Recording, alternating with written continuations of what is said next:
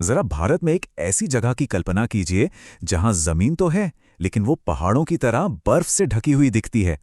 और वहां पानी भी है जो समंदर की लहरों की तरह बहता है ना, एक पहेली जैसी जगह। ऐसा लगता है मानो हम किसी और ही ग्रह पर आ गए हों। अच्छा, क्या हो अगर कोई रेगिस्तान रेत का नहीं बल्कि पूरी तरह से नमक का बना हो? सुनने में थोड़ा अजीब लगता है ना? पर यह सच है। तो चलिए आज भारत के इसी सफेद अजूबे के राज से पर्दा उठाते हैं। तो हमारी उस पहेली का जवाब यही है, समंदर और पहाड़ का एक अद्भुत संगम। जी हाँ, यही है कच्छ का रण, भारत का अनोखा, विशाल, सफेद रेगिस्तान। तो चलिए इस सफेद दुनिया की गहराई में उतरते हैं। ये गुजरात के कच्छ जिले में फैला हुआ भारत का सबसे बड़ा सफेद रेगिस्तान है। और जब मैं कह रहा हूं विशाल, तो मेरा मतलब है वाकई में विशाल। ये लगभग 7,000 वर्ग किलोमीटर से भी ज्यादा के एरिया में फैला है। इतना बड़ा कि इसी की वजह से कच्छ भारत का सबसे बड़ा जिला बन जाता है। इसके नाम में ही ना इसका एक राज छिपा है। वहां की लोकल गुजराती भाषा में रण का मतलब होता है रेगिस्तान।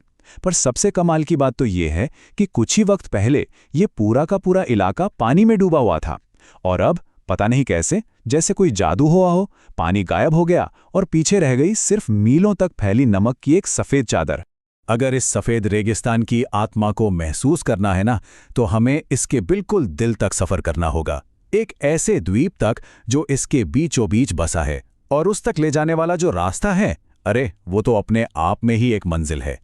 इसे यूं ही स्वर्ग का रास्ता नहीं कहते। जरा सोचिए, एक 30 किलोमीटर लंबी बिल्कुल सीधी सड़क, और उसके दोनों तरफ सिर्फ और सिर्फ सफेद जमीन है जो दूर जाकर सीधे आसमान से मिल जाती है। ऐसा लगता है मानो आप जमीन पर नहीं बल्कि बादलों के बीच गाड़ी चला रहे हों। इस रास्ते का हर एक मोड़ एक नया ही नजारा दिखाता है। एक पल में आपको पानी के बड़े बड़े मैदान दिखते हैं, तो अगले ही पल आप खुद को एक अंतहीन सफेद नमक के रेगिस्तान में पाते हैं। कहीं कहीं तो नमक के ढेर दूर से ऐसे लगते हैं मानो कोई ग्लेशियर हो। और यही शानदार सड़क हमें हमारी मंजिल यानी खादीर बेट द्वीप पर बसे धोलावीरा गांव तक ले जाती है। धोलावीरा में कदम रखते ही एक हैरान कर देने वाला नजारा सामने आता है। चारों तरफ की सफेदी के बीच यहाँ के लोगों का जीवन और उनकी संस्कृति रंगों से भरी हुई है। यहाँ की संस्कृति आपको हर चीज में नजर आएगी। औरतें कच्ची भरत वर्क की खूबसूरत कढ़ाई वाले कपड़े पहनती हैं। उनकी चूड़ियां सिर्फ कोई गहना नहीं बल्कि शादी के बाद जिंदगी भर का साथ होती हैं। खाने में बाजरे की मोटी रोटी, जिसे वो प्यार से रोटला कहते हैं, यहाँ की जान है। और इन सब से ऊपर है यहाँ के लोगों का दिल खोलकर स्वागत करने का तरीका। यहाँ के लोग प्रकृति के साथ मिलकर जीना बहुत अच्छे से जानते हैं और पूरी तरह से आत्मनिर्भर हैं। जरा देखिए वो कैसे आसपास की झाड़ियों की लकड़ी को एक पिरामिड की तरह इकट्ठा करते हैं और फिर उसे मिट्टी से पूरी तरह ढक देते हैं। इसमें बस एक छोटा सा छेद छोड़कर आग लगा दी जाती है और इसे 2-3 दिन तक धीरे धीरे सुलगने दिया जाता है। बस इसी पारंपरिक तरीके से वे अपना कोयला खुद बना लेते हैं। यहाँ की वास्तुकला तो और भी कमाल की है। ये जो गोल घर आप देख रहे हैं ना, इन्हें भुंगा कहते हैं। ये मिट्टी, सूखी घास और लकड़ी से बने हैं। इनका गोल डिजाइन भूकंप की तरंगों को किसी एक कोने में फंसने नहीं देता, बल्कि उन्हें चारों तरफ बराबर फैलाकर बेअसर कर देता है। मतलब सदियों पुरानी इंजीनियरिंग का एक जीता जागता चमत्कार। वहां के एक लोकल निवासी ने 2001 के इस भयानक भूकंप को याद करते हुए बताया कि कंक्रीट के बड़े बड़े घर तो ताश के पत्तों की तरह ढह गए थे, लेकिन उनके भुंगा को एक खरोच तक नहीं आई। ये मॉडर्न इंजीनियरिंग पर पारंपरिक ज्ञान की जीत का सबसे बड़ा सबूत है। लेकिन अब सवाल ये उठता है कि आखिर ऐसा अनोखा लैंडस्केप बना कैसे? इसका जवाब जमीन के नीचे एक बहुत ही जबरदस्त भूकंप की कहानी में छिपा है। सोचिए, 1819 से पहले ये जगह अरब सागर का ही एक हिस्सा हुआ करती थी। फिर आया वो दिन 1819 में रिक्टर स्केल पर 8 से भी ज्यादा की तीव्रता वाले एक महाविनाशकारी भूकंप ने पूरी धरती को हिलाकर रख दिया। जमीन समंदर से कई मीटर ऊपर उठ गई और पानी का रास्ता हमेशा हमेशा के लिए बंद हो गया। भूकंप की वजह से रातों रात उठी इस 90 किलोमीटर लंबी जमीन की दीवार को लोगों ने एक नाम दिया, अल्लाह बंद, यानी ऊपर वाले का बनाया हुआ बांध। इस बांध ने समुंदर को रोक दिया और वक्त के साथ फंसा हुआ पानी भाप बनकर उड़ गया और इस तरह जन्म हुआ आज के कच्छ के रण का। और ये कहानी यहीं खत्म नहीं होती है। ये इलाका आज भी भूवैज्ञानिक रूप से बहुत एक्टिव है।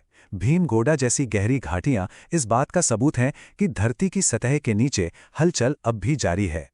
इस कुदरती अजूबे की आर्थिक अहमियत भी बहुत बड़ी है। पता है आपको, भारत में इस्तेमाल होने वाला लगभग 80% नमक इसी कच्छ के रण से आता है। ये नमक के मैदान इतने विशाल हैं कि इन्हें अंतरिक्ष से भी साफ साफ देखा जा सकता है। लेकिन इस सफर का जो सबसे यादगार हिस्सा है ना, वो यहाँ की जमीन नहीं बल्कि यहाँ के लोग हैं।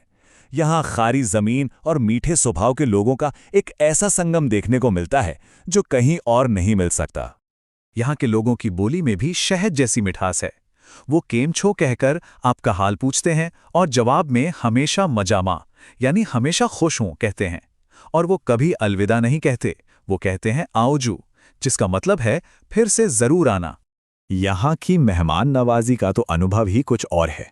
एक लोकल निवासी ने हमें चाय पिलाते हुए बड़े गर्व और प्यार से कहा, ऐसी चाय दिल्ली में भी नहीं मिलेगी।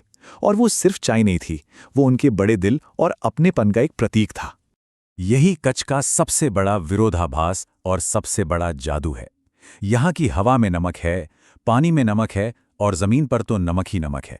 लेकिन इन सब के बावजूद यहाँ के लोगों के दिलों में और उनके स्वभाव में सिर्फ और सिर्फ मिठास है। ये उनकी जिंदादिली का सबसे बड़ा सबूत है। और जब बात खूबसूरती की हो तो रण का सूर्योदय और सूर्यास्त दुनिया के किसी भी नज़ारे को टक्कर दे सकता है। उन जादुई पलों में रण का पानी एक बहुत बड़ा आईना बन जाता है जिसमें पूरा का पूरा आसमान उतर आता है। उस वक्त जमीन और आसमान के बीच का फर्क ही मिट जाता है।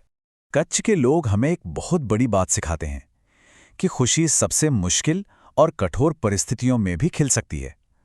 तो सवाल ये उठता है कि हम अपनी जिंदगी में खुशी की तलाश कहाँ और कैसे करते हैं? कच्छ की ये यात्रा इसी एक सवाल पर हमें सोचने के लिए छोड़ जाती है।